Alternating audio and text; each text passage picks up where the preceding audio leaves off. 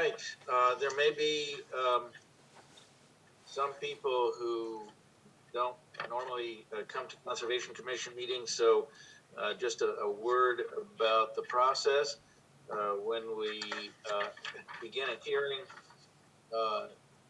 we get a presentation from the applicant, then the Conservation Commission asks questions, and then it can be opened up to the audience. We need to begin by reading a preamble having to do with the necessity for remote process.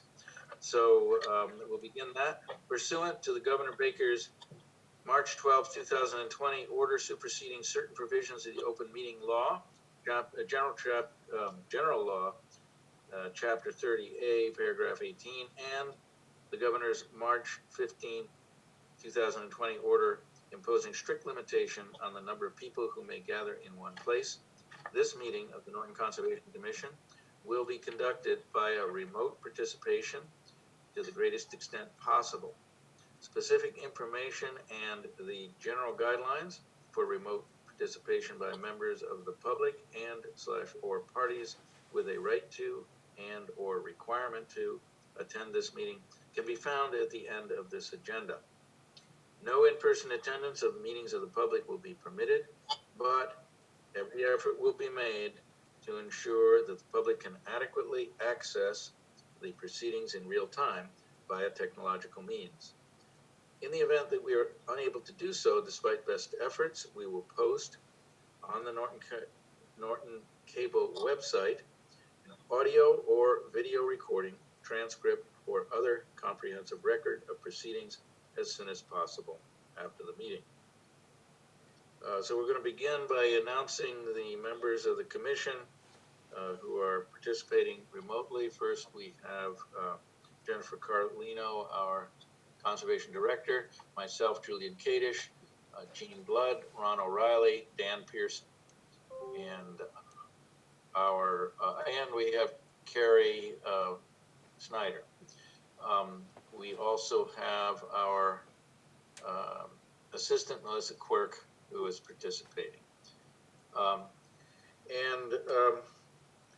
We have one more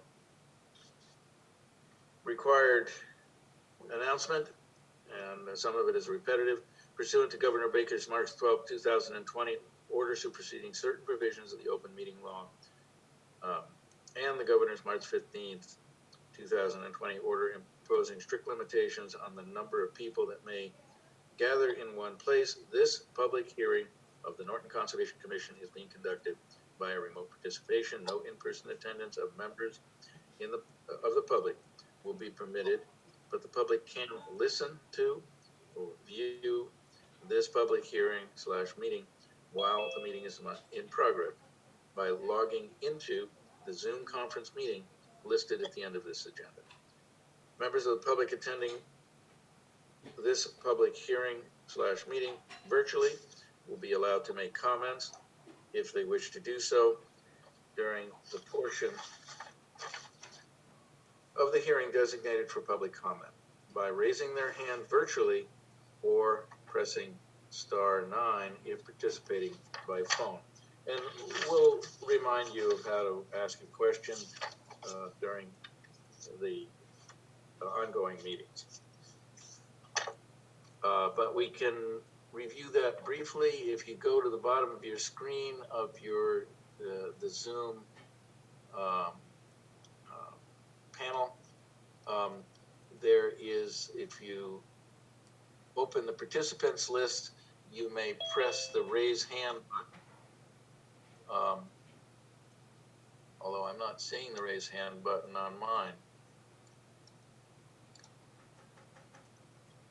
Should be at the bottom.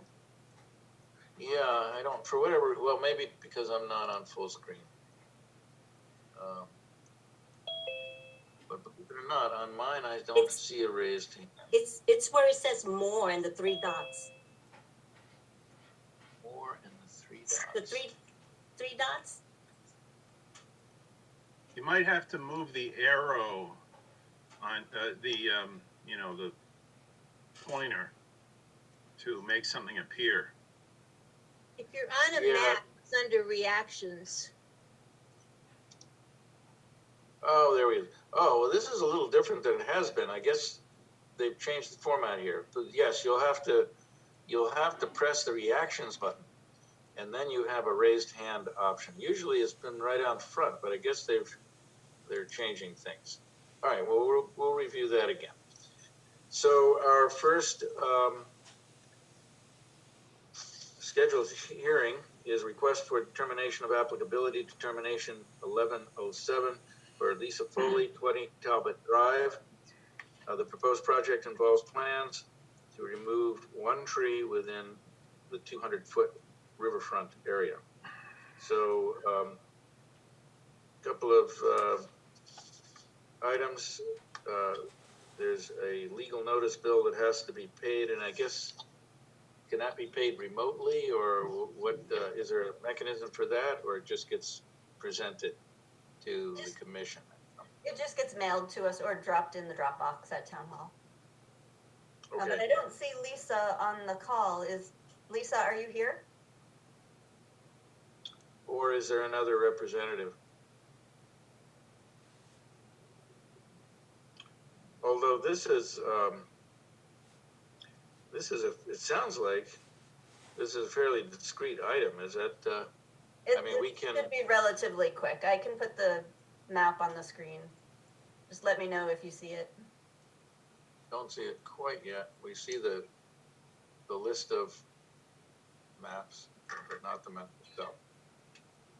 Okay. This is gonna be a do it 2 times night again, I see. How about now? Yes. Yeah. Okay. How we do? Okay, so if you can see the mouse moving, this is Talbot Drive. We're at house number 20. In the back, there is a pool, an in-ground pool that's existing. This is an old plan. The wetland is along the Rumford River in the back. So there's a 200-foot riverfront area, and the tree that needs to be removed is in the back here. So it's a single tree. It shouldn't be an issue. So is that cleared area lawn for a certain distance toward the river? No, it's there's a cleared area directly behind the fence for the in-ground pool, and then this is just past the one little mowed area. It's just inside. Okay. But I presume it's dumping a lot of debris into the pool, which is the concern. The original email was something about it blocking the sun. All right. Okay, so any, I mean, it seems like a fairly discreet, uncomplicated request. Any comments, questions from members of the commission?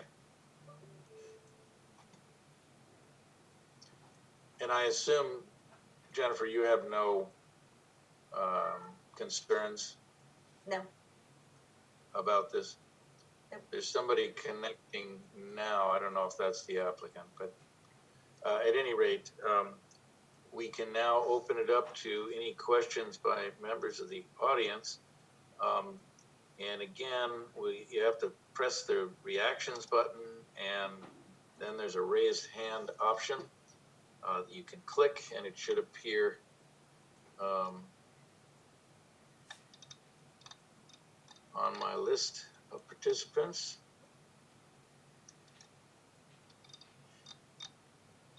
And seeing no hands, I think we can consider closing the public meeting on the request for determination of applicability number 1107. Mr. Chairman, I'll make a motion that we close the public meeting on DET number 1107. All right, we have a motion made by Dan Pearson and seconded by? I'll second. Seconded by Gene. All those in favor, we have to do a voice vote. So we'll start with Ron. Aye. And Jean? Aye. I'll throw in an aye, and then we have Dan Pearson Aye. and Carrie. Aye. All right, motion carries. I think we'll, we did, or do you, for completeness, you want to entertain a motion for a -3? Yes. All right, so we'll entertain that motion. Someone's interested in making that? Mr. Chairman, I'll make a motion that we make a -3 determination on DET number 1107. Motion made by Dan Pearson and seconded by? I'll second. Seconded by Ron, so voice vote. Ron? Aye. Jean? Aye. I'll throw in an aye, and then we have Dan Pearson Aye. and Carrie. Aye. All right, the motion for a -3 carries. Our next item on the agenda is a notice of intent. Don't have a file number at this time, but it's for Wyandotte Share Corporation concerning 0 Rear Eddy Street, map 22, parcel 31. Proposed project is to construct a common driveway with associated stormwater management, septic system, utilities, retaining walls, and grading for four duplex units within 100 foot of bordering vegetated wetland.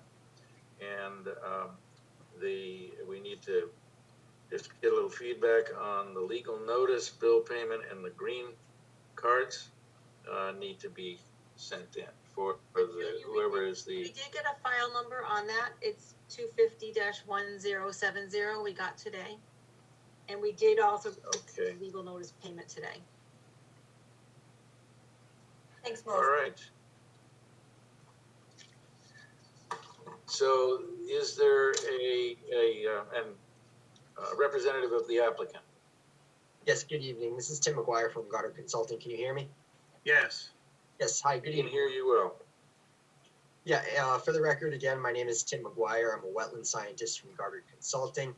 I believe I'm also joined tonight by Craig Siganowski from Grim Engineering and Margaret Bacon from Civil Site Engineering. And we're here on behalf of the applicant Sam Wydack of SureCorp Ltd. For the proposed construction of some duplexes in the property off Taunton Ave, addressed as 0 Rear Eddy Street. And before I start, there was another comment about the green cards. I think that was the only deficiency that wasn't addressed. I had sent those to Jennifer this afternoon, so you guys have those. Great, thank you, Tim. Great, so we'll start off with the ortho photo view here.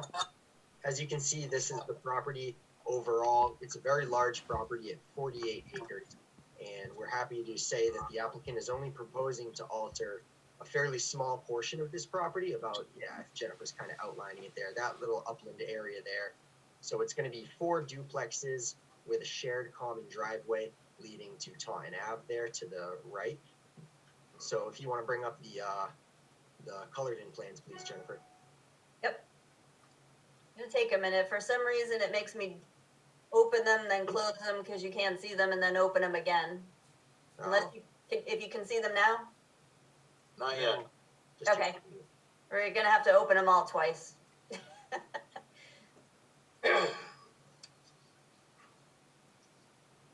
There we go. Okay, So this is broken up into 2 sheets. We can just leave it on this one for now. One just showing kind of the main extent of the duplexes, and the other. sorry, I was just trying to make it a little bigger. Yeah, for dramatic effect there. Yeah. And the second page just kind of shows the connection leading into Taunton Ave. So once we'll get the first page loaded here. So in this graphic, it essentially shows, as you'll see in a minute, the site plans overlaid with some colored in graphics showing the wetlands on site associated with Meadowbrook Pond, along with and the associated BBW and intermittent stream to the west there. And hatched in red is the buffer zone, the work proposed within buffer zone. So you'll also see an orange line going around for the limit of work, showing that the purview of the commission in terms of reviewing this project. There's very little work comparatively in buffer zone, especially when taking in consideration the size of the site. So the exact portions of the project that fall within buffer zone include one of the duplexes in its entirety that you can see kind of in the bottom right of the site, one of the potential septic tanks also there, the guardrail along the street that'll be in the next page, a couple of retaining walls, and several stormwater management features. And towards the west there, a little bit of grading and another rain garden associated with that western house at the end of the cul-de-sac. I guess I ended up going on the website, copy and pasted the link. So I think I'm hearing someone in the background. I thought it was a question. So essentially, again, just to reiterate, it's a very small portion of the locust parcel being proposed to be developed here. We are not proposing any work within on-site wetlands or floodplain, and we've managed to keep all the work outside of the 25-foot buffer zone. So we were issued a DEP file number recently, 250-1070, and I believe John Chesia is reviewing the stormwater report that was turned in with this. He's acting as a peer reviewer from the town. We're awaiting comments from him. The project has also been put through the special permit process, which they've not issued a final permit. They're awaiting comment from Conservation Commission at this time, but they've given very positive feedback over the project in its entirety so far. So again, just to kind of drive the point home that we've got a very large parcel here. We're proposing to impact a very small portion of the upland area, and an even smaller portion of that area is what falls in buffer zone that is kind of outlined in red there. So at this point, I'd like to open up to any questions from the commission. Thank you. Tim, you really should go over the wetland resource areas first. So if you could point out your wetland resource areas. I'm gonna move it down a little bit. I know it's gonna end up loading again, and it might take a few minutes. Yeah, absolutely. Oh, it might be, we're okay. So as you can see there, in the flag series kind of on the southern portion of the plan, is the BBW along the edge of Meadowbrook Pond there, and that goes up and around the pond that you can't see within the purview of this portion of the site, and it goes up into the intermittent stream right there where the cursor is, under the railroad and then off site. So that's what we're looking at for wetland resources on site. As I mentioned earlier, there's some floodplain on site along the pond, no impacts to that. It's FEMA Zone A, and the entirety of the site falls within an ACEC, an area of critical concern. No vernal pools on site, no outstanding resource water area. Yeah, I think that pretty much sums up what's on site right now. Bank. Yes, bank of the intermittent stream up to the western portion, yeah. Okay. And how was the floodplain determined? It was, I believe Greg is on here from RIM and Margaret Braken if they want to answer that question. It was determined using the FEMA floodplain, the extent of that as described in the regulations. So no calculations to come up with the actual elevation? Craig and Margaret, if you want to hop in. No, this is a very large site. We were in the process, and with Guarded, we did not finalize the elevation of the floodplain. It's a Zone A, no elevation determined by FEMA. Right, it's not determined by FEMA, but I think that might fall on you to come up with the elevation. But we can look through the regulations again.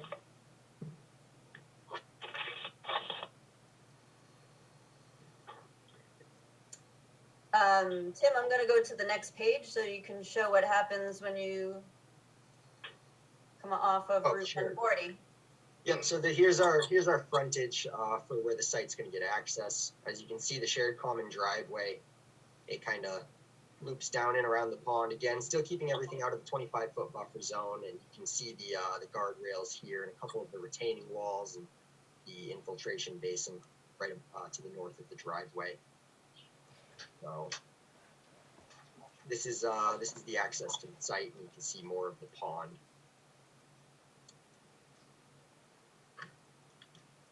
And so will Craig explain the stormwater? Margaret Bacon is the engineer that we brought in Okay. to design the stormwater. Hopefully she has a few minutes, but I know she has 3 other meetings tonight. Sure. Can you hear me okay? Yes, Margaret, thank you. Okay. Yeah, Margaret Bacon, for the record. I'm an engineer with Civil Site Engineering, and I did the stormwater design and report for this project. It basically, just a kind of a general overview. I pretty much tried to mimic what was there. Yeah, I tried to break up the stormwater, and we do meet all the stormwater standards for pre, post, TSS removal, infiltration, water quality volumes.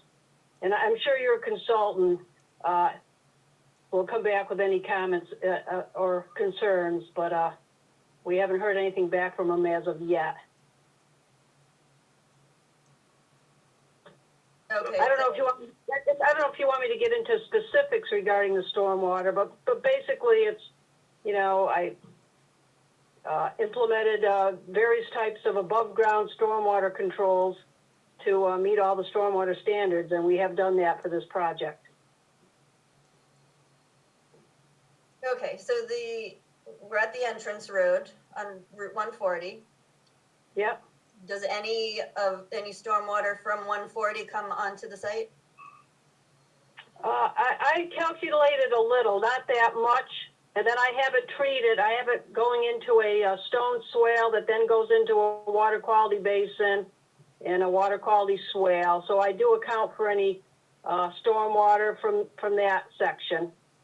So that's one little section, and then the middle section is a separate little section that I've treated that stormwater in that area. Okay, And then at stay on I'm sorry, Margaret. Can we stay on this portion that we're looking at just for the moment? Yep. So the common driveway that comes down, is it pitched into the infiltration trench, the stone trench? That's correct. Okay, That's correct. so it's going to be pitched this way, not toward that very steep slope toward the pond. No, that's right. Everything from the proposed driveway is going to go towards that trench. Okay, because on this steep slope, there are a few areas with some erosion. Yeah. So did you notice those? No, but I did design it such that everything from that roadway was drainage, that infiltration trench. Okay, so some of those areas that are disturbed, we may want to take a look at those to stabilize them as part of the project. Okay. Okay, and then I'm going to go back up to the first map so you can explain the stormwater in the middle section. Okay. Thanks. Okay, yeah, so in the middle section, because it's kind of a fairly flat site, sometimes that can be a little challenging. But same thing, I have the roadway pitched over towards a long swale. You see that long linear swale in the middle? Okay. That both of those swales then drain to a small little settling basin. Then that settling basin then drains into a infiltration trench.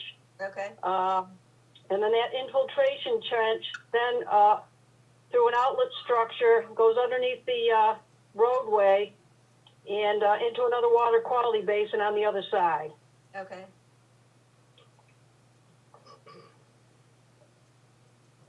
Like I said, for flat sites like this, it can be a little challenging to get the stormwater where you want it to go. And so I'm not sure if you mentioned this about the rain gardens taking in the roof runoff. That's correct. I like to keep the roof runoff separate because that's clean water. I like to run it into the roadway drainage. Try to keep that separate. Okay, and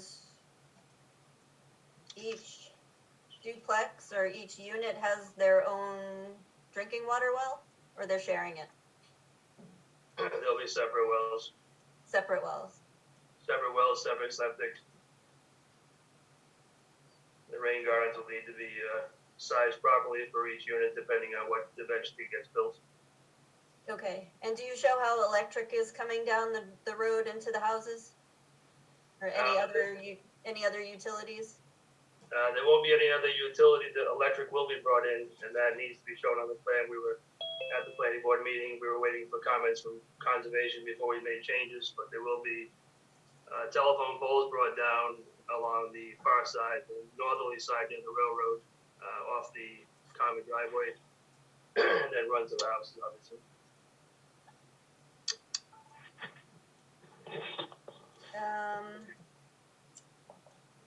So will there be a condo association or homeowners association for this? Yes, that's a requirement of the special permit, and the owner is in the process of having that drawn up. It Okay. kind of depends on which way this ends up going, but it is required that we have a homeowners association. Okay, and will the homeowners association be responsible for maintaining that dam? Right now, it shows it's only lot 3. Yeah, Jennifer, I can attest to that. We were, it was the intention of the applicant to have that included to be the shared responsibility of Okay. the HOA. That way lot 3 wouldn't be able to kind of control the height of the dam, the pond or anything. Okay, thanks.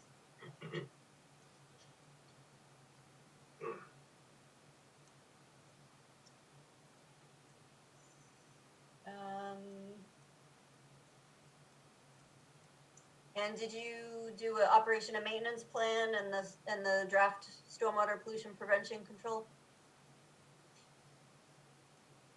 Margaret, did you hear that, Margaret? Oh, She's she's connecting. I see that. she's connecting again.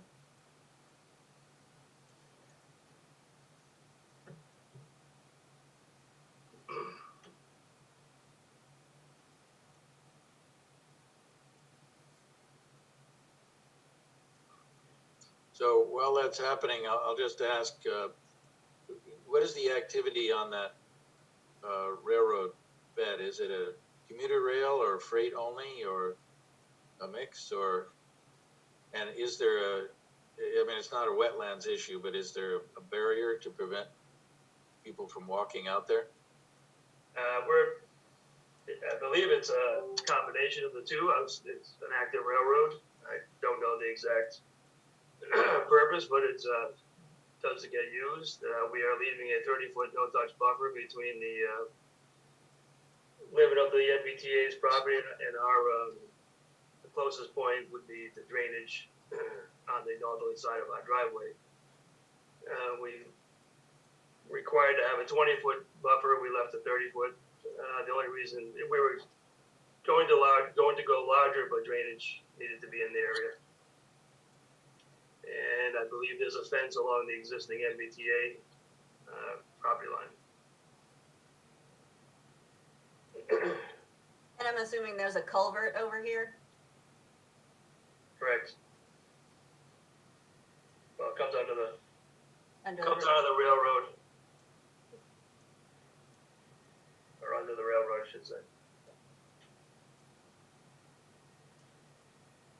Okay, I'm only about partway through the inspection. I haven't finished that, and we do need to check in with John Chesia. So those are all of my questions for tonight. Want to entertain a motion to continue? Well, other it's a commission little, members and the public to ask. yeah, So a little soon. should I leave the map so- out or take it down? I think either we can leave it up, but so are there questions from other members of the commission that haven't been addressed? I'd like to see the site. That's what I was gonna say. All right, well, we Set can, up a site inspection. So Jennifer, in Norton, are you doing site inspections with kind of just within the commission, or would you be amenable to allowing me to attend that as well? Oh, I mean, you can show the site to the commission too. Sure, okay. I didn't know what the You whole. may want to think about things that should be staked for them to see. And we can figure out what should be staked before they go out. Okay, That's fine. We would just need, you would just need some time, a notice before, a few days before you plan on going out, so we can get out there and, put the stakes in the ground. Okay.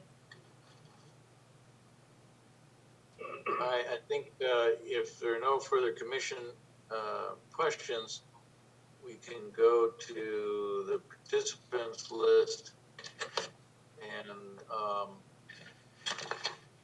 ask if anybody would like to raise their hand for a question. And right now I see, looks like Deborah White has a hand up. Is that right? Or I can't actually, with the plan up there, I can't actually see the participants list to know if anybody has their hand up. But Julian, if you want to call people out, and Deborah, you can we can. unmute yourself. Well, I'm not sure that was a hand there. Let me just review that. No, there is no hand there. So, well, Deborah but if did you want send to unmute, that's it. Deborah did send us a letter. That's a comment. All right, we got the comment. Okay. So, Deborah, would you like me to just read your letter, or did you want to speak?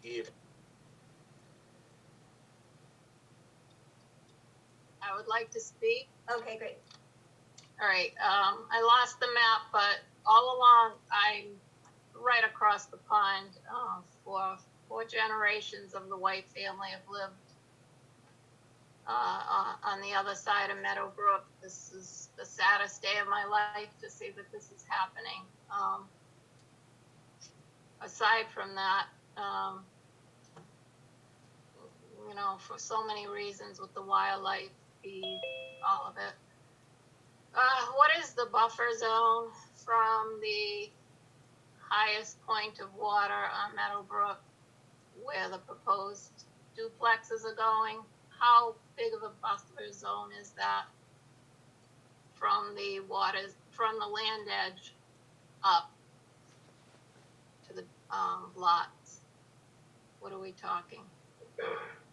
Well, lots, if I may, lots 2, 3, and 4 were mostly outside the 100-foot buffer. Lot 1, 2, and 3, lot 4 being the one closest to the right-hand side. As you can see, the building is within the 100-foot buffer, but limit of work would be 50 feet. If we move the rain gardens to a different area. Okay, so right now you're showing 26 feet. Right. 26 over here. Yeah. And you're saying there might be a possibility of moving the rain gardens up so this line can we could more buffer? If we had to, we could rearrange the wells. They have to be 100 feet from septic, but I'm not saying we definitely can, but we obviously would be as least intrusive as we need to be. Okay. So are you saying that the red area is the buffer zone? Or what is that, the red area on the map? so Miss White, if you can see, there's kind of a line in the middle between, it's hatched, the hatched area, and then a smooth blue area. The smooth blue area, and it kind of goes off into circular-ish areas, that represents the buffer zone.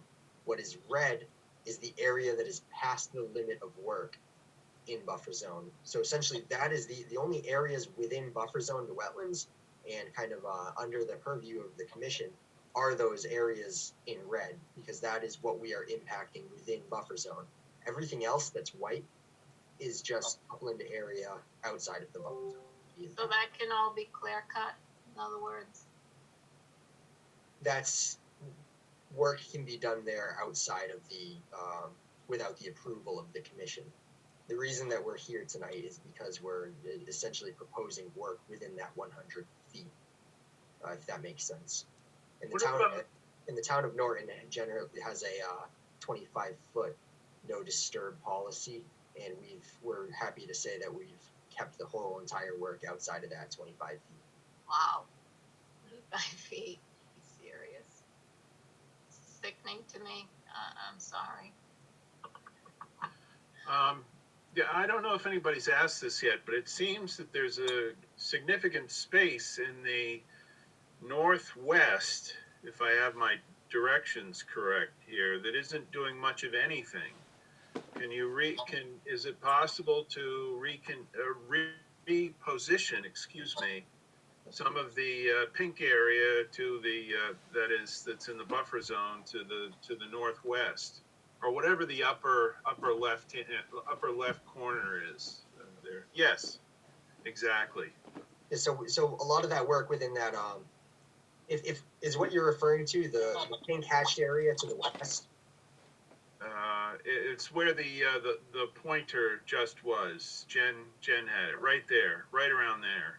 So the area within pink that work is proposed within that's associated with grading with that house down there, along with that rain garden. Oh, Again, I see. Okay. yeah. So again, like Craig said, he can see if he can get that any closer, but it's going to be 100 feet from the septic. So So can we ask, you know, this swale that's here, could that just be elongated through here and moved up a little higher so that all of this stuff gets pushed up a little higher as well to create a little bit bigger buffer? Craig, what do you That's think? possible or not? The engineer Right. can tell us. You know, yeah. Why can't you move that everything north of your proposed access road? Just move that to the left, and then move your access road north, and move all your houses and so forth. Move that north as well. Better than nothing. I mean, it can be explored. I can't guarantee that the drainage has to be, we have to get the water, go where we want it.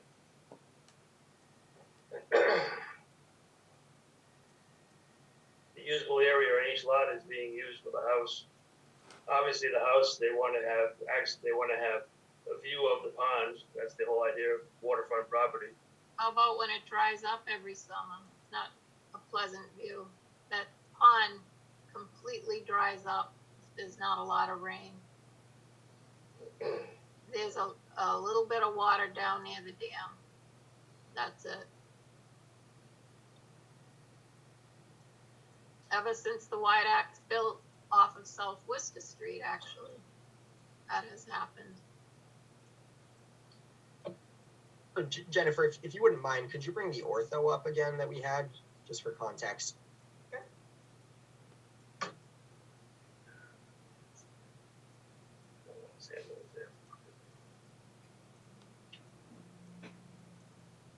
I'm guessing you don't see it yet, right? Correct. Second time. I don't know why it does that. So essentially, just kind of the point that I want to reiterate once more is that, Jennifer, if you could just run your cursor over kind of the area that we're proposing to build in.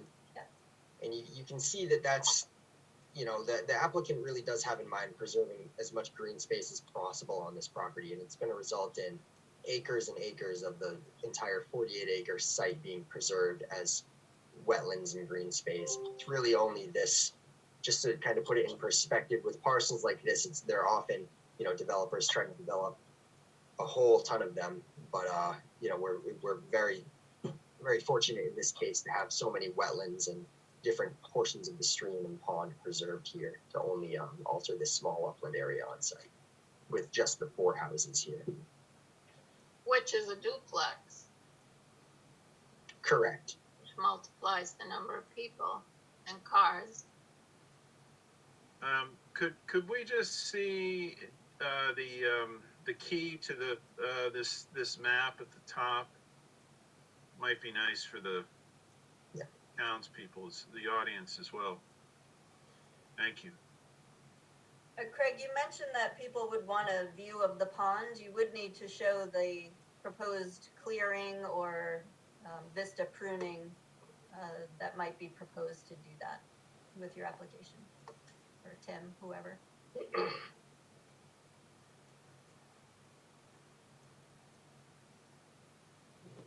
All right, if any further questions from members of the audience? Remember, if you want to ask a question, you go to the reactions button, click it, and the raise hand option will appear. So if we have no further questions, this clearly has a lot of items that have to still be addressed, so continuations will be required. Our next meeting is February 8th, and then the 22nd follows that. So do you have, the applicant have a preference as to when this comes up again on the agenda? So I think one of the main things we're waiting for is some comment from John Chesia. Is that right? So I guess the question would really be if he is able to get those to us prior to February 8th. I'm sure, you know, with the minor revisions that Craig was going to make, like the electric and such, and the site walk for the commission, I'm sure we could make that amenable between now and when's February? Is that 2 weeks from now? Correct. So I think to answer your question, we could show. Mr. Chairman, I'll make a we motion. can, hearing until February 8th made by Dan Pearson, but just a comment before we get a second, that if things have to be delayed, we would just continue it again on the 8th. So a second for that motion to continue? Second. Second made by Ron, and we'll do a voice vote. So we'll start with Gene. Aye. And I'll throw in an aye. Then we have Dan Pearson. Aye. And Carrie. Aye. And Ron. And I think I got everybody with that. Aye. Okay, so we have, we're continued until February 8th unless there's need to continue because of not adequate information available. So thank you for participating. Thank you very much. And we're now going to move on to item C, which is also a new public hearing, notice of intent. I don't have a file number displayed, but it might have come in for Mansfield Municipal Airport Connection, 265 Fruit Street. Concerns map 3 and map 4 with multiple parcels. And the proposed project is to remove obstructive vegetation within wetland, a certified vernal pool as within 100 foot of wetland. So do we have? File number, it's 250-1071 we got today. Okay. Thank you. And do we have a representative of the applicant? Yes. All right, please identify yourself and give us a summary. So my name is Bree Sullivan. I am with Gale Associates. And with me here tonight is the applicant, or acting on behalf of the applicant, Joel Brandwine, who is the chair of the Mansfield Airport Commission. And we also have tonight Matthew Caron, who is the Gale Associates Aviation Director, Stephen Ribity of GZA Geoenvironmental, who is the professional wetlands scientist on this project. And we have Jackie Marks, airport planner, who she's an airport planner for Gale Associates as well. And again, my name is Bree Sullivan. I am a senior project manager with Gale Associates, and I'm going to provide a brief summary of the project and basically the reasons why we're undertaking this project. I'm going to then hand it off to Stephen Ribity for to speak about the resource areas on this project. And then we can open it up for any questions. So I will start at the beginning. For those of you on the commission and in the public who are not familiar with the airport or what the airport does or what it needs to do. So basically, the Mansfield Municipal Airport, as you know, is partially in Norton and partially in Mansfield. And the airport is required by federal regulations to keep certain areas of the airspace over and around the airport clear for safety reasons. And so these are federally mandated areas or surfaces, as we call them, and they're regulated under Part 77, 14 CFR Part 77 of the FAA regulations. And so what they stipulate is in order for aircraft to operate safely at the airport, those areas have to be kept clear of penetration. So penetrations can be trees, telephone poles, depending on how close you are to the airport, and various other objects. This particular project that we're proposing is for the management of vegetation that penetrates into those areas. And so, so what we've done is we did a survey of the area, and we determined using those surfaces what areas of the airport require some vegetation management to get those obstructions, they're called obstructions, that penetrate into the airspace. So when we do these types of projects, typically what we do is we will remove penetrations, which is actually an object that penetrates the airspace. And we'll also remove near penetrations, which is an object that is within 10 feet of the airspace.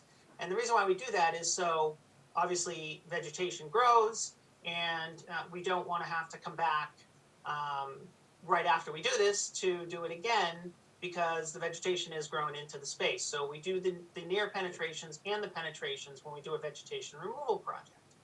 So this process is ongoing. One of the ways that the FAA sort of mandates that this, or guarantees that this will be done, is they tie all the grants that the airport gets, the federal grants that the airport gets, the grant assurances that the airport has to sign on to says that they must keep these areas of airspace clear of obstructions. And so they do that because the FAA grants help the airport provide the services that it provides. And so, so basically, that's the reason why we do this project. Now, these surfaces and areas that have been designated by the FAA have been in place for years. This is not part of changing anything that's happening at the airport. This is strictly to comply with existing areas and to clear existing penetrations. So, let me see real quickly. So with that, I'm actually going to defer to Steve Ribbity of GZA, Geoenvironmental, to talk about the resource areas that are in this project. Thank you, Bree. For the record, I'm Steve Ribbity, professional wetland scientist at GZA, Geoenvironmental. We delineated the wetlands out here as part of this project. A lot of these delineations were redelineations from ones that we've done over the years of the same area for past VMP activities. On the site, a lot of these areas have been previously cut. That's all the teal color on the plan. So that VMP type of work is maintenance cutting, or a lot of it's maintenance mowing on the airport of stuff was cut, I want to say 5 years ago now, and now it's grown back. It needs to be kind of cut again, which is essentially heavy mowing out in the airport area. And that's all part of the VMP and the YOP update that was done by another consultant with the town. on MassDOT. The areas that are in green and purple, those are the areas of new cutting, which it's new because they're off airport parcels, and at the time the airport didn't have the navigation easement to cut those areas, even though they needed to be cut. The trees were penetrations for a while, but the airport just recently acquired the rights to clear on some of these areas. So that's what those areas are. The areas that we're talking about for resources on, let's see, without control, it's hard to say, but Wetland A, Jen, it's over on the left-hand side, kind of up along that right of way. Yeah, if you go up even a little bit higher, it's right there. That's Wetland A. We flagged that just because we didn't know, if it would project buffer into where we were cutting at the time. I didn't have a full grasp of where the cutting was or wasn't, but that's the edge of a forested wetland that doesn't project buffer zone into anything we're doing. So I don't need to really belabor that one. Wetland, I believe it's F is the one that's in the right of way that you had, Jen. That's a long, linear, isolated wetland, all of just herbaceous stuff growing within the right of way. It's the town owned right of way, it's on the airport, but it's also, I think it's a sewer line that runs through that area. So it's maintained as just grass. It's not connected to anything else. It's just a low compressed area. That as well, that's another low compressed area there. I believe that's wetland. I can't see the letters on that one. I think that's probably wetland B. It looks like it's isolated, but there's a little channel that kind of cuts under the airport fence and it ties into that other wetland system there. So we were calling it BBW. It's herbaceous within the right of way. That's the same area that we're managing for Phragmites as part of the kind of the end of the previous DMP project out there. Wetland C is the large vernal pool located on the Norton Land Preservation parcel. So we have two series of flags. I just flagged the two edges that projected buffer towards the work, but we've got the rest of that wetland. It's been delineated multiple times. That wetland boundary hasn't really changed since we delineated it in the past. So it's very similar, forested wetland, large vernal pool in the center of it. Projects 100-foot buffer zone to either side. And if you go a little bit farther on parcel 142 there's a small wetland we flagged that's mostly on the Mass Highway right-of-way. It connects into that parcel a little bit. That's a corner of a forested wetland. We didn't investigate if it was BBW or IBW, but it's most likely BBW, just projecting buffer zone backwards. But we're not in the buffer for that, for any clearing, but just to show that we're outside the buffer for it. And if you go across 495 to the south, we identified, not that one, that was just estimated off BestJS. That's a potential vernal pool that we flagged. And it wasn't a certified vernal pool, just had all the harbingers of a vernal pool by looking at it. It's isolated wetland, there's no vegetation in it. It's just a big, like a kettle depression. So we flagged the edges and it projects kind of a 100-foot buffer backwards, or sorry, it's isolated, so it doesn't have a 100-foot buffer, but projects, buffer back towards the parcel 191 where we have to do some cutting on that off airport parcel. So that's the wetland areas. I'll let Bree talk about the cutting and what's going to happen, but in summary, it's very minimal cutting in buffer zone. Those purple areas on parcel 140 are some areas that are just a little extension of what we had to cut a few years ago on that parcel 140. It's I think 6 or 7 trees that are on that parcel that are just inside the 100-foot buffer. The areas that are in blue there were previously cut and it's just maintenance. So I think there might be a handful of trees that just need to come out that have now grown tall enough to be penetrations themselves. I know it shows a little triangle at the very bottom in that teal that goes into the vernal pool. I don't think that's real. There's really no tree actually in the vernal pool at that location. So that's just, I think, a relic of the aerial where they see penetrations versus where the trunk of the tree really is. It's probably a canopy that's overhanging the edge of the pool or something. So I'll turn it back to you, Bree, if you want to talk about what's being cut, if you want to elaborate on it any more than Sure. Thank you, Steve. So I do want to talk a little bit about what Steve had mentioned. So this notice of intent is actually for 2 different things. So the notice of intent is submitted for new vegetation removal. And we don't like to use the word clearing because it is just that. It's selective removal. So you see these big hatched areas, the green and the blue, and that doesn't mean that we're going to go in there and we're going to clear cut that areas. And we're only removing penetrations and near penetrations. And so what you see there as part of the hatching is as Steve had said, referencing the vernal pool, it could be part of a canopy, or it really represents the general area that we're going to be working in, doing selective removal. And so anyway, this notice of intent is covering really two types of work. The work that's proposed off property is proposed on newly acquired avigation easement. So an avigation easement is an aviation navigation easement. Those easements were required on the parcels that were identified as needing vegetation removal. They have been legally acquired. They are currently in place right now. No further work needs to be done to obtain those easements. We could start work tomorrow. We're not going to start work tomorrow. But as far as the easement is concerned, we have the rights to do the work. And so that work off airport property, which would be any of the work that's shown on parcels other than parcel 428. Parcel 428 is airport property.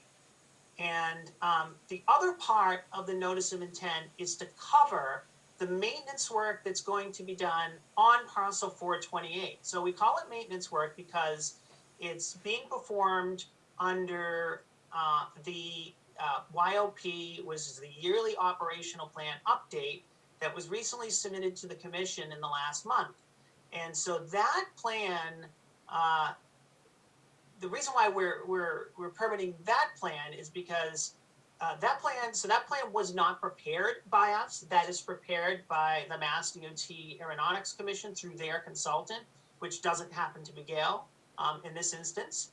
However, the work in that plan needs to be covered because it's work within resource areas and it's work within the buffer. All of those areas have been previously managed, previously cut, and penetrations have been removed under a previous order of conditions issued by the Norton Conservation Commission, and they have been done in conformance with the 2013 Vegetation Management Plan. So all airports are required to have a vegetation management plan that is approved by the Mass DOT Aeronautics Commission and by the Conservation Commission, that lays out in great detail the areas that we're going to be working in and how we manage that vegetation in those areas. And it's very specific as to how this needs to be done in a manner that is going to affect the resource area as little as possible, while achieving the necessary goal to keep the airspace around the airport clear of obstructions and safe to operate in. So as Steve said, the work under the jurisdiction of the commission that we're asking for off airport property really amounts to a very small portion of the work. So the bluish purple, however you see that on your screen areas, there are probably 3 to 5 trees, 3 to 5 single trees in those areas that require removing. And in the area that is adjacent to the vernal pool, the buffer that's associated with the vernal pool, that area there's maybe 4 to 6 trees in that area. And specifically in that area, because it's a sensitive area being adjacent to a vernal pool, the method which we're using to cut those trees is called drop and lop. So essentially what that means is they drop the tree and they may section it. They'll cut the branches off and section it to leave the tree so that it provides cover and foraging for species that are in the area. And so we do that because the disturbance is a lot less, and it's more in keeping with the environment around the vernal pool in that area. So outside of that area, all of the maintenance that's being done on the airport parcel 428 is very laid out and very clearly defined in the yearly operational plan and in the 2013 vegetation management plan. So they the yearly operational plan refers back. So yearly operational plans are issued. If I could just interrupt, I think we got the general overview, and I guess the question is, I mean, it's a limited number of trees. I'm assuming you're going to be doing it during times of low water. Yes. And that you're not going to be using any kind of heavy equipment other than things you walk in, such as chainsaws, and you'll hand carry stuff that needs to be removed directly out of the burning pool. Is that a fair statement? That is a fair statement, yes. All right, so let me just ask Jennifer, if we're clear on the amount of limited work that needs to be done.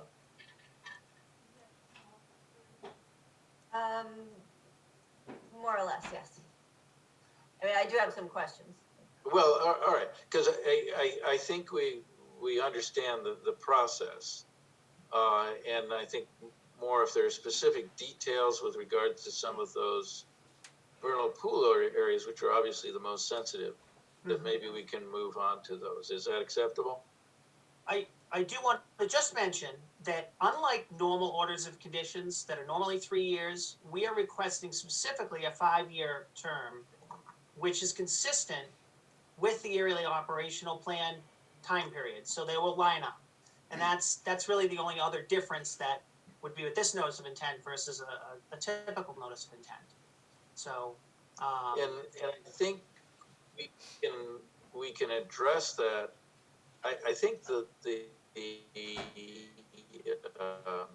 Wetlands Protection Act has a restriction of 3 years, but then we can renew it for 2. Is that a fair statement, Jennifer? You can't allow a 5-year permit. Jennifer, you heard that? For regular vegetative maintenance. Okay. There's only very specific projects that you can allow a 5-year permit, and this is one of them. Okay. All right. And Jennifer, you had some specific questions? Yeah, just a few of them. Bree, we do need a book and page. We need to know where this is going to be recorded in order to fill out the order of conditions. okay, I can get that to you. Okay, and you mentioned the vegetation management plan from 2021 to 2025. That's awaiting approval. Is that something that you would be getting to us as well? So that was sent to you directly by the Mass DOT Aeronautic Commission. You should Okay, that was the letter I got in December. Yep. Okay. And I'm not sure if you touched on this, but you kept mentioning penetration and near penetration. So you're talking about trees that are 80 feet or taller? So that depends. That depends on where they are. So the closer you get to the primary surface, which is the airport runway, essentially that area, the penetrations are much shorter. When you start to get out, and in fact, I have a image. I was gonna say, I thought there was a decent schematic the last time. I'm not sure if I remember seeing it in this application. So in the supporting documentation on page 74 in the PDF, there is actually that image there, and if you look at that, there are a series of lines that come out from the airport, and if you look along the line, it'll have the measurement for which the removals will be done under that, so less than 50 feet, less than 30 feet. And so if you follow that around in that area, it shows you exactly what the height has to be in order to be removed. And so now that measurement is actually a height from ground level. So if you're standing in the area that says less than 50 feet and you look at a tree and you say, hey, that's 40 feet, it doesn't need to be removed. So that is included in this documentation. Okay, and I think last time all the trees were marked that were to be removed. That's something you're doing this time as well? if that's what the commission needs for us to do, we can do that. And just a confirmation that the trees wouldn't be dropped on the existing path on the Land Preservation Society property, right? We can do that as well, unless you want to include that It as. shouldn't be blocking the path, that's Yes. you know, land preservation property, and they have a path that runs through it. It, whatever work, you know, shouldn't damage the path or, We can put that in the special provisions of the, Okay. of the tree cutting.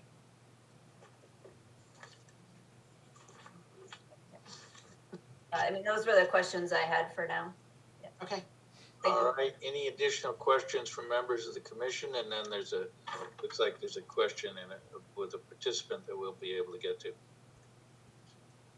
I have a question, just to clarify, the areas on the map that I'm looking at, the green and the blue, those are just the areas of clearing, they're not all jurisdictional areas, is that right?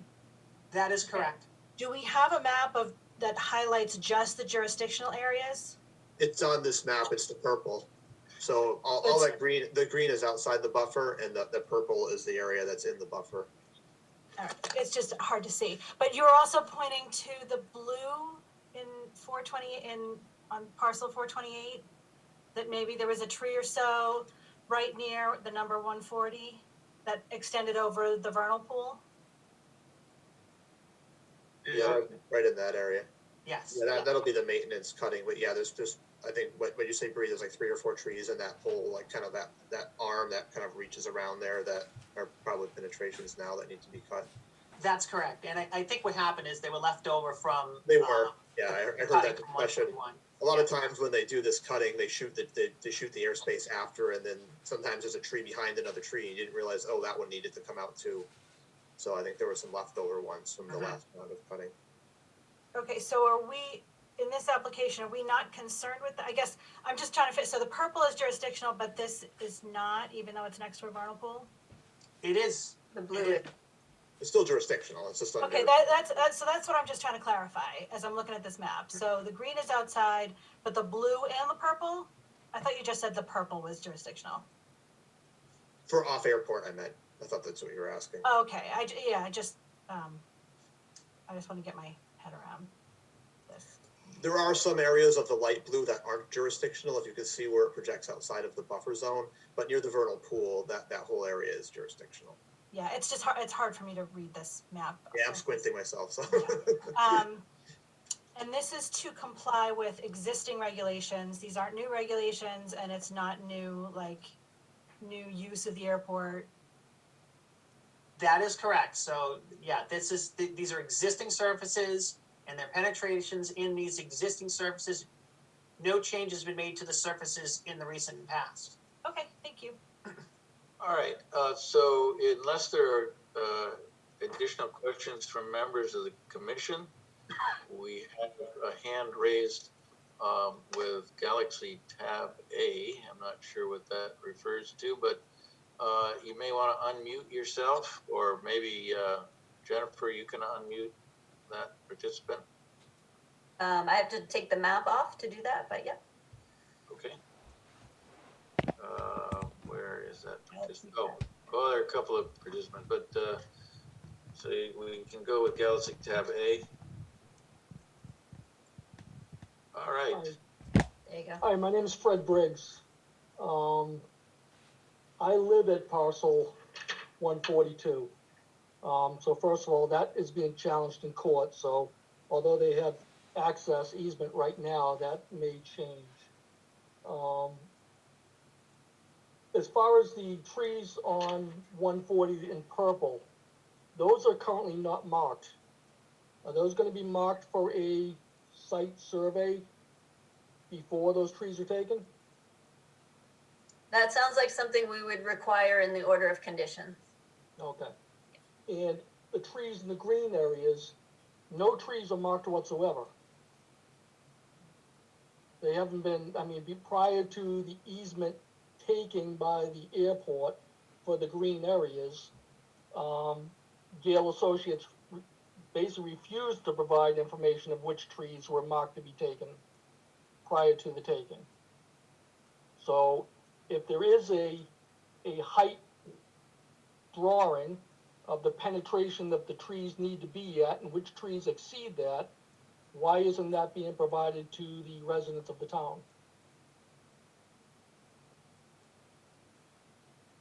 So Bree, you said that was in the application package?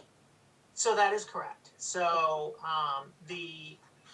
there is a plan on page 74 of the PDF that we provided to the town, which is available on the town website, that you can see those measurements in there. So I'll go on the town website to take a look at that Well, if penetration then. yeah, if you look on the agenda, where it says Mansfield Municipal Airport Commission, Yep, and it describes the address and the project, it says files can be viewed here, and that's yeah, I the only Google saw Drive. the agenda and two drawings which don't show penetration. Is this an area within commission jurisdiction or? It is not. The green areas should all be outside of the buffer zone. So you did not make that available to the town. Well, they're available if you interpret where the cutting zones are, but they weren't flagged or marked. I'll let Bree talk to that, but under the commission's jurisdiction, they're not in the buffer zone, so they don't need a permit per se to be removed. So, That's okay. correct. That's correct. So there's, okay, so I guess we'll just get that through legal disclosures then. Well, these plans are provided in the documentation for the notice of intent, which should be on the town website. All of the stuff that we submitted for the notice of intent is on the town website, so you could get that drawing in that packet. Little hard with the town hall being closed. If it's not uploaded to the share. I'll have to. We'll double check that. So my major concern is, as you know, these trees act as a natural buffer for noise abatement. There is no noise abatement procedure for residents of Norton through the town of Mansfield, for the Mansfield Airport. If you look at their noise abatement procedures, they only highlight Mansfield residents, not Norton residents. So Norton residents are being severely impacted, whether it's North Washington Street or Cobb Street, with an increase of noise traffic, including helicopters that fly 125 feet directly over houses late at night. And by trimming these trees down, as you can see by the map, you're also opening up more noise to Interstate 495. So I want to ask what the Mansfield Municipal Airport plans on doing about noise abatement when they start cutting down these trees.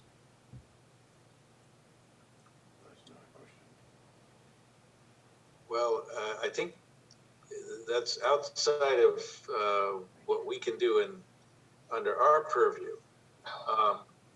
And because I don't, is noise abatement part of the Wetlands Protection Act or not? Does that ring a bell? Not typically, no. Noise, lighting, yeah, those kind of things aren't typically within our jurisdiction. We certainly understand what you're saying, and I live fairly close myself, and I'm aware of the helicopter traffic, and I'm assuming that's out of the helicopter flight school. Is that right? No, it's med flight, it's state police helicopters, it's military helicopters, and it's also the flight school. I mean, this is supposed to be wildlife preservation. So I would think noise and pollution would have some impact on the Conservation Committee of the town of Norton. Yeah, but you have to understand that much of what has been discussed tonight is regulations at the federal level, and it's for safety with regard to normal use of the airport. So it's something that a town conservation commission isn't going to get much headway and unfortunately, Gail has not been forthcoming with safety. I heard safety here by Bree. I know Matt, that's on this call from Gale Associates, said that the FAA did an aeronautical survey, which they did not do. Of course, he played it out and gave me a CAD drawing that showed me the aeronautical survey, and it was a construction drawing, not an aeronautical survey. So I still question the safety issue here. Because according to the 2019 project plan, this is more about getting federal grant money through some improvements by opening up the space, not flight safety. And it's impacting the town of Norton residents. And we have no representation in the town of Mansfield, so I would hope the town of Norton would represent the residents here. Well, what mechanism would you suggest? Because the Wetlands Protection Act doesn't offer that as an approach. I guess nothing. I guess it'll just be my court case that's gonna be going on to challenge this. Well, it's certainly something I think that can be brought up to the selectmen, but I don't know if they're gonna have the Yeah, I got nowhere with the town manager, so.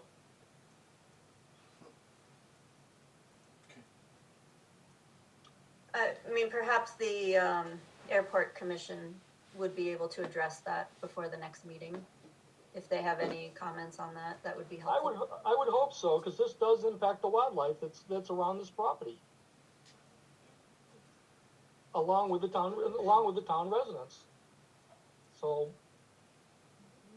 I mean, you should take a look at the taking.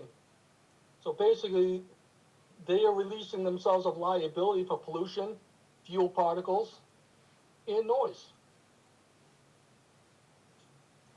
That impacts conservation land with pollution and fuel particles. Well, I'm going to ask, realistically, do you think that this is something that can be changed? I mean, the arguments you're bringing up can apply to everything that occurs on 495 adjacent to this property as well. Well, by getting rid of the trees, you increase pollution, right?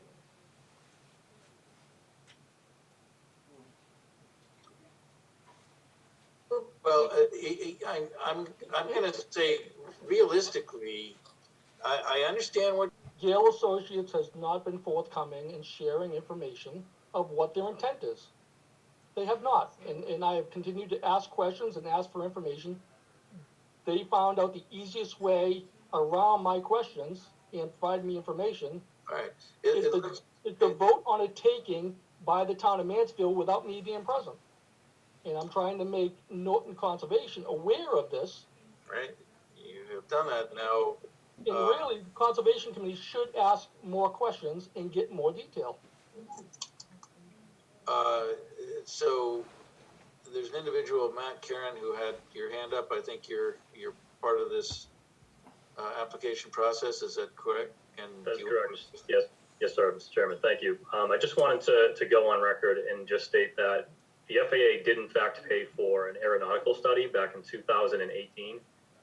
We do this at airports throughout the Commonwealth, so it's not uncommon for tree clearing to occur near airports, particularly the approach surfaces of airports. We certainly do everything in our power to make sure that we're limiting the impact that we have on specifically private properties. In this particular case, we will be looking at strictly those trees that are obstructions or near obstructions to minimize the number of trees that are being taken down.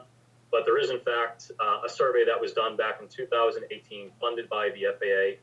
The Mansfield Airport Commission does meet monthly, and I realize that this particular discussion, it's outside the Norton Conservation Commission's jurisdiction, and the Mansfield Airport Commission, and I don't want to speak for the chairman, I know he's on the call this evening as well, I'm sure would be more than happy to entertain these sort of questions at their commission meeting, and we could probably have this dialogue at that point in time. And thank you. Yeah, that probably is more appropriate for that specific question. Do you know when they meet next, so we could pass that along to everyone? They happen to be meeting on Thursday night of this week. Okay, so they can go to the Town of Mansfield website to find the meeting? Correct. Yep, where they- the town of Mansfield's website will have a link on their airport's commission page, and you can just click that, similar to how we access the meeting this evening.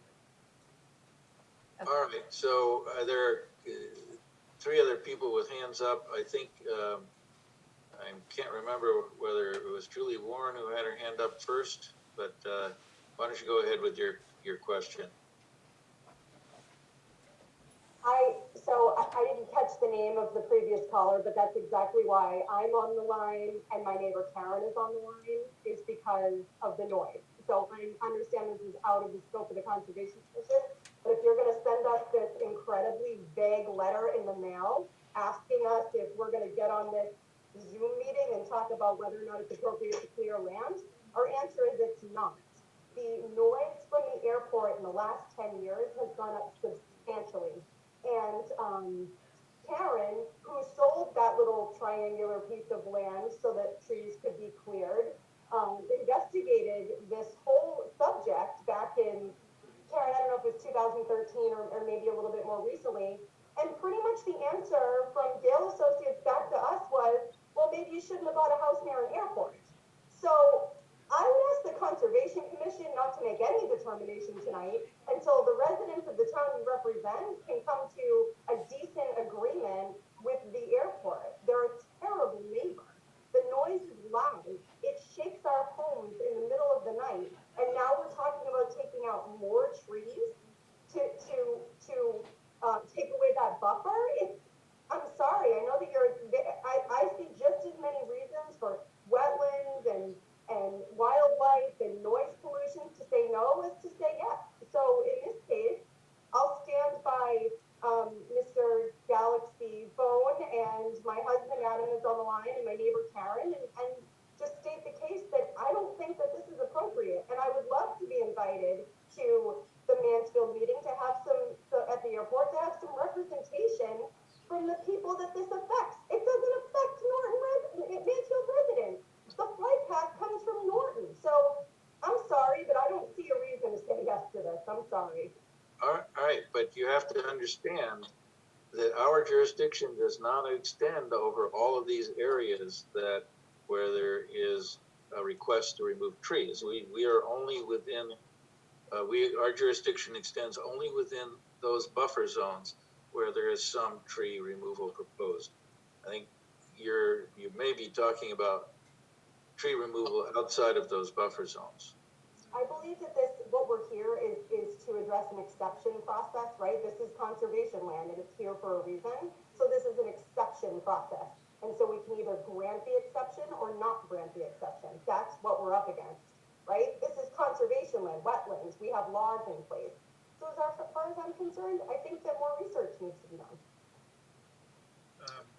Would it help if we brought up the map again and delineated which areas the Conservation Commission has jurisdiction over and which it doesn't?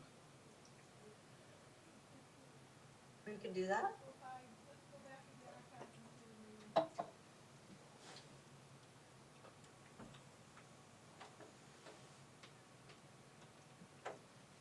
big. Okay, you can see the map, right? Yes. Yes.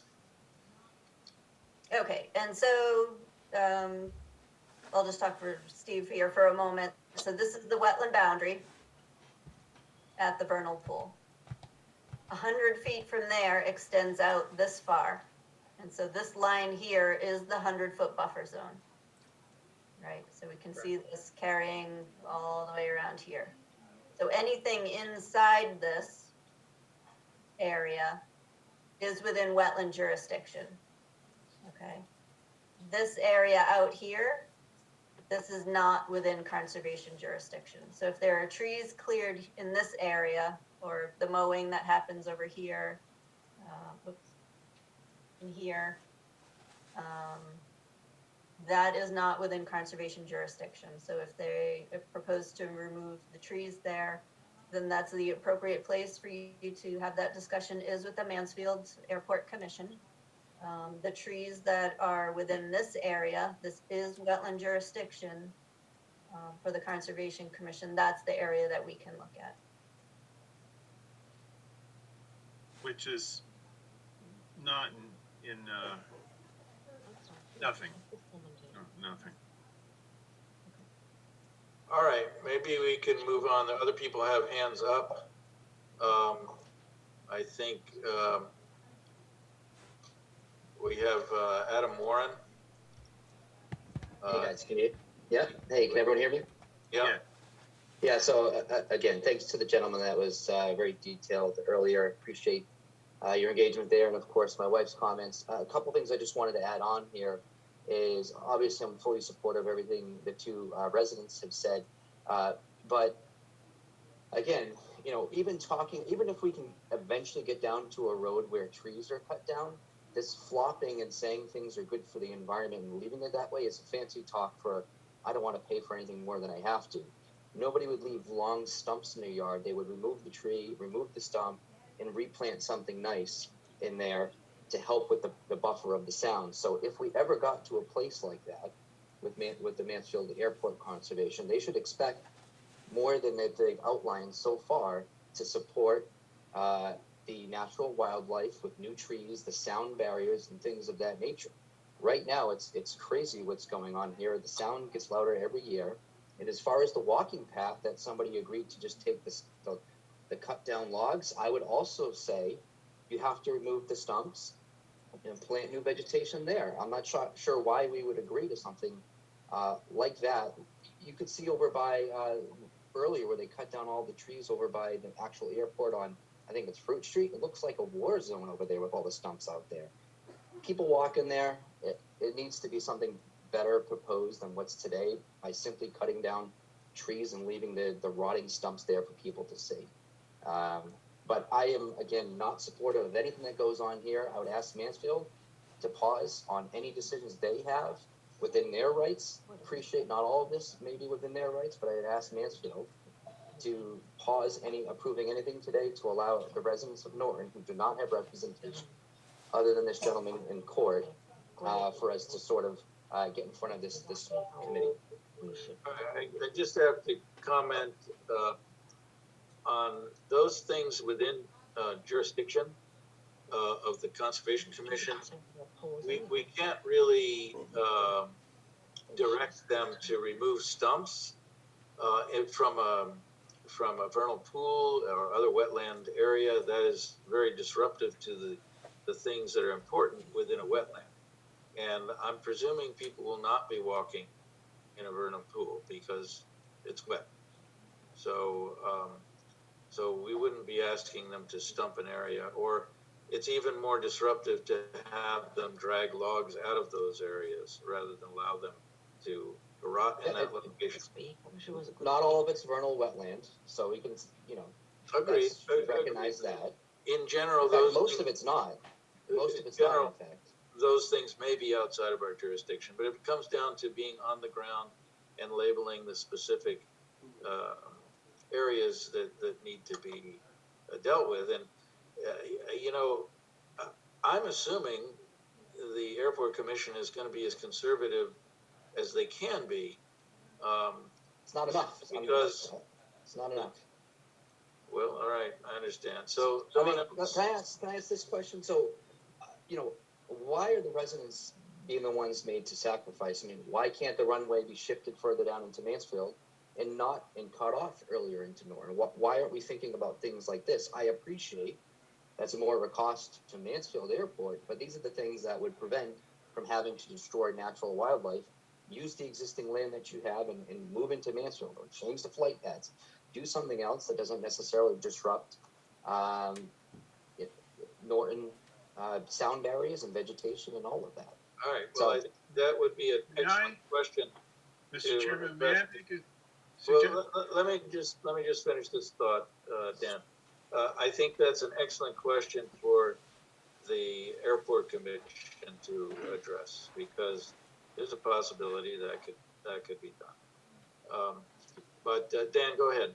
I was just going to say, and I don't know if this will help at all, but I'll just mention that there's still time to get articles on the warrant for the town meeting up until I don't know, early February, next week, I think. I don't know if that's something that town meeting deals with, but you might consider that. All right, so I think Joel Brandwine has had the hand up for a while. So Joel, if you want to take yourself off mute and go ahead with your question. Can you hear me? Yes, we can. Yes, I just want to introduce myself. My name is Joel Brandwine. I am a resident of Mansfield, and I am the chair of the Airport Commission. I will honestly say to everyone, one, this is a safety project, and that is all it is.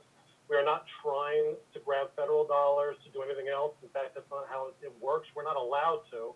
And the FAA is mandating us to only do safety projects. That is the entire reason for this. It is to be to clear the runway approach so that the planes have a safe pathway into the airport, and that is the only reason behind it.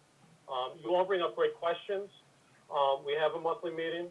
I welcome any and all of you to attend. Our next meeting is at 7:30 on January 28th. The information is on the Town of Mansfield website. If there are noise issues, I implore you to please call our airport manager because he reports them to us. And normally we don't get many, if any. But he reports all of them at the meeting. So if there are noise issues, if you note them, call the airport manager. He will tell us. And it's something that we take seriously. I actually live across the street from the airport. So believe me when I say this is an issue that does affect the town of Mansfield as much as it does affect the town of Norton. So I understand all of your concerns, and I invite you to participate in our meetings so that we can come up with a solution that works for all. All right, thank you. Thank you. There is another participant with their hand up, Molly O'Keefe. Hi, my name is Molly O'Keefe. I'm a resident of Cobb Street, and I agree with what all of my neighbors have said. I'm opposed to this, but it seems like this isn't the right place to discuss it. So the things that I can discuss are, it was discussed that there was a specific method of tree removal that will be used over by the vernal pool area. And I'm wondering, just as a best practice for the rest of the environment, why isn't that method being used across the board? So typically, if you do landscape removal from someone's yard, you don't want to leave the tree in the yard because that's not preferred. And, you know, there may be occasions where, you know, we want to leave those areas in a manner that is consistent with how they're used. And so the vernal pool method is that way, so we do the least amount of damage. And other areas dictate different methods. And that's the reason why we do that. I mean, clearly, if we're removing something that's visible, we don't want to leave the log in place if that's possible.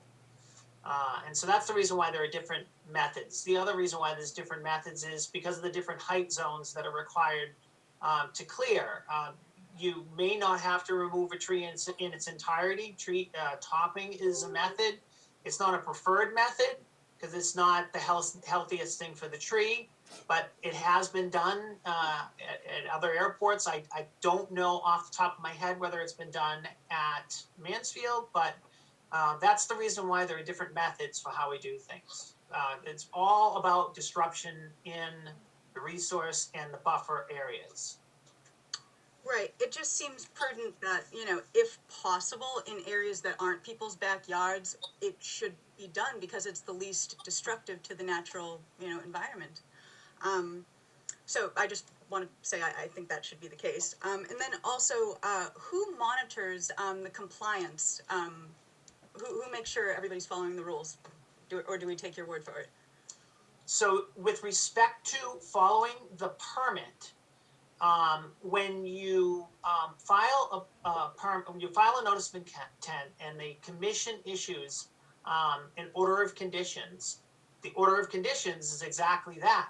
And if you're not in compliance with the order of conditions, you cannot get a certificate of compliance. And so the enforcing authority and you can correct me if I'm wrong here, the enforcing authority in Norton would be the Norton Conservation Commission. And they will do site inspections. They'll do pre-construction inspection and meeting to discuss with the contractor what the limits are and what they expect. And there will be certain standards set in the order of conditions. The order of conditions is a very thorough document. I encourage you to read it. It's got some definite measures in it to make sure that these items are followed, including inspections, and it's not a document that's taken lightly by contractors or engineers because it's definitely in place to protect the environment. And I'd just like to raise a question to address the concerns of people on Cobb Street. Cobb Street is really quite some distance from the threshold of that runway. I would think you would have to have a tree that would be in excess of 110 to 120 feet in order to be addressed. I mean, I can't imagine an aircraft approaching that runway at a very low altitude that distance away. Well, you'd be surprised because I walk that parcel of land frequently, and over the years, the thinning out of that area is incredible. So there must be a significant amount of trees in that area because all I see now are stumps. There's definitely, they feel as though there's a good amount of them, I believe. All right, but just off the top of your head, Bree, you talked about the various zones. It's got to be, I don't know, I would say at least 1,000 feet from the threshold of the runway. Can you estimate what the height limit would be in that area? So Cobb Street, there's a portion of Cobb Street that's paper. I can't determine from this aerial exactly. Paper Street is a street that's on paper, but not, there's no roadway there. And so within that, on that side of the highway, as you get closer to the highway, obviously the distance from the ground gets lower. It really starts at about 50 feet when you're near the highway. And then as you come closer to Cobb Street, we go to 80 feet, and then the outer limit would be 120 feet, which, that's a pretty tall tree. So,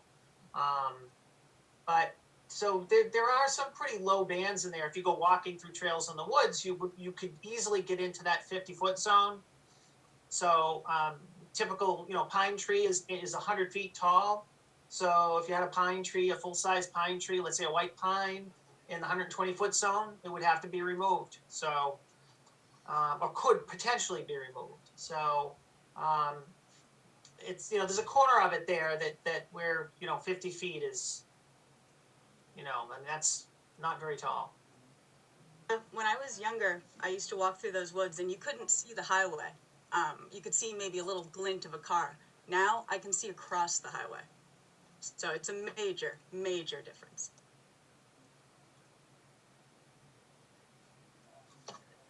All right.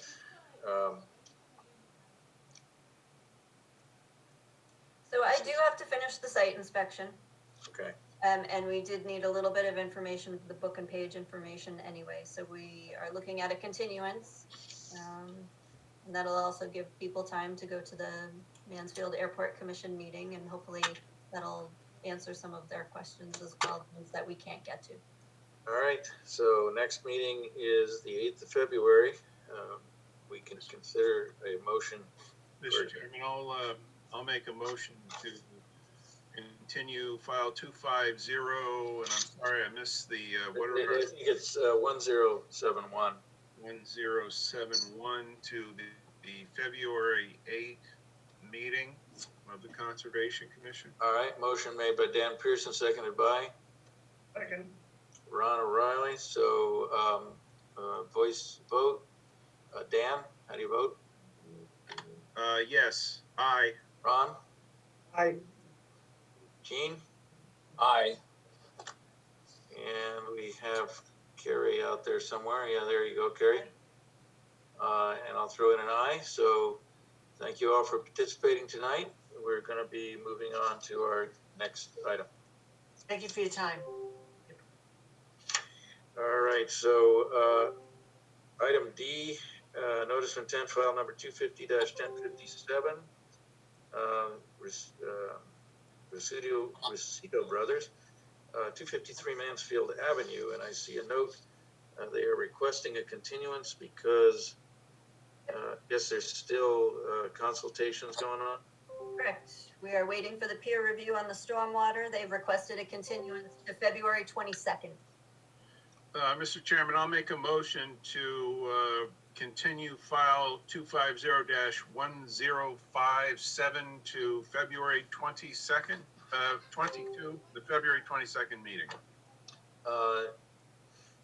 Motion made by Dan Pearson, seconded by? I'll second. Gene beat you to it there, Ron. So, Ron, how do you vote? Aye. Gene? Aye. Dan? Aye. Carrie? Aye. And I'll throw in an aye. So our next item is item E, notice of intent, file number 250-1040, Michael Trowbridge of Hutchins Trowbridge Associates concerning 306 to 308 East Main Street. Correct. That's Brittany and Phil's. They're supposed to provide us additional information possibly by the end of this week. They've requested a continuance to March 22nd. All right. We'll have a... Mr. Chairman, I'll make a motion to continue file 250-1040 to the February 22nd meeting of the Conservation Commission. Second. And we have a second by Ron. So, Gene, you're up for aye, nay? Aye. I'll throw in an aye. Ron? Aye. Dan Pearson? Aye. And Carrie? Aye. All right. So next item is, do we have any, we don't have any orders of condition. Right. We're on request for certificates of compliance. All three of them are ready for a full certificate. All right, first item is determination number 409 for Deborah and John Poplowski, 10 Main Street, 10 Plain Street, for map 23, parcel 175, and that was a septic system. Looks like no controversy, and we can consider a motion. Mr. Chairman, I'll make a motion to issue a full certificate of compliance for DT number 409. Second is? Second. By Ron. And Gene? Aye. I'll throw in an aye. Ron? Aye. Ann? Aye. Carrie? Aye. Next item is certificate of compliance for DEP file number 250-388, long time ago. For Lisa Foley, 20 Talbot Drive for construction of a house. Mr. Chairman, is there discussion? Not so far. Says okay for a full. I will make a motion for a full certificate of compliance for the ancient DEP file 250-388. And seconded by? I'll second. By Carrie. Gene, how do you vote? Aye. Aye. I'll throw in an aye. Ron? Aye. Dan Pearson? Aye. And Carrie? Aye. And it looks like we have DEP file number 250-395, probably by the same applicant, Lisa Foley, related to the same spot for installation of an above-ground pool, and that's also okay for a full. Mr. Chairman, I'll make a motion to issue a full COC for DEP file 250-395. And seconded by? Second. By Ron. So Gene? Aye. An aye. I'll throw in an aye. Ron? Aye. Dan Pearson? Aye. And Carrie? Aye. All right. So, we don't think we have draft minutes, is that correct? No minutes. No minutes, all right, and then, so we can consider this is something we do every year, the Norton Kayak Company lease to do their kayak tours, and nothing, and any discussion on this? If not, we can consider a motion to approve a contract for the upcoming year. I'll second. We have a motion made by Ron and seconded by Dan to approve the contract. So Gene? Aye. I'll throw in an aye. Ron? Aye. Dan Pearson? Aye. And Carrie? Aye. Excellent. So Julian, that lease is something the chairman usually signs, so that's okay to put your electronic signature on? Certainly is. Okay, thank you. I can wave to them when they go on by.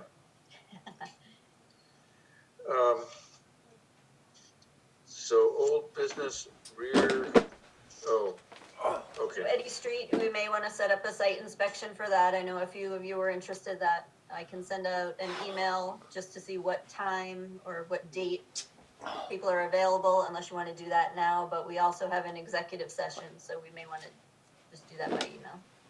Sounds good. Email sounds good. All right, so we have something to ratify, full certificate of compliance for 250057.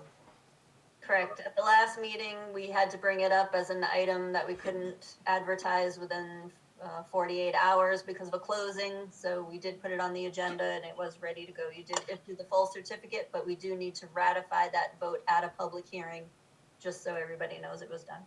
All right, so we need a motion for that ratification. So moved.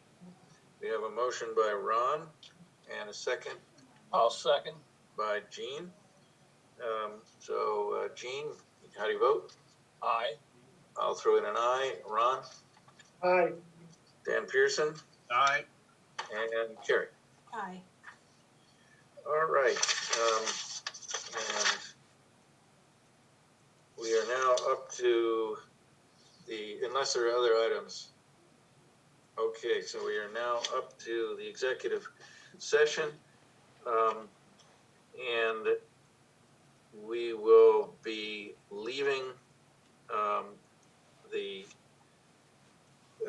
regular conservation meeting, and we will not be returning to the regular session.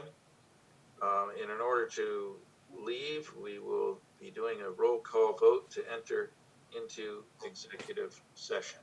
I think we just have to read that section there under executive session to discuss All the right. strategy.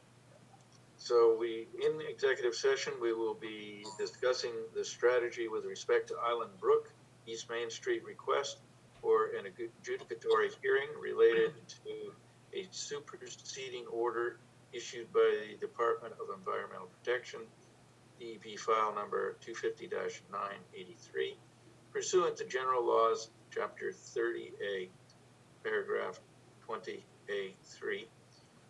If discussing the matter in open session will have a detrimental effect on the town's litigating position, and the chair so declares, votes may be taken.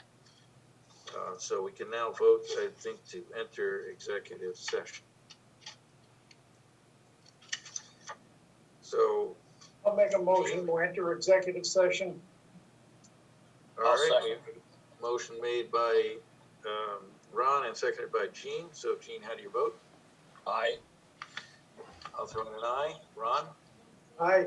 Dan Pearson? Aye. And Carrie? Aye. All right, so at this point, we need to close our regular meeting.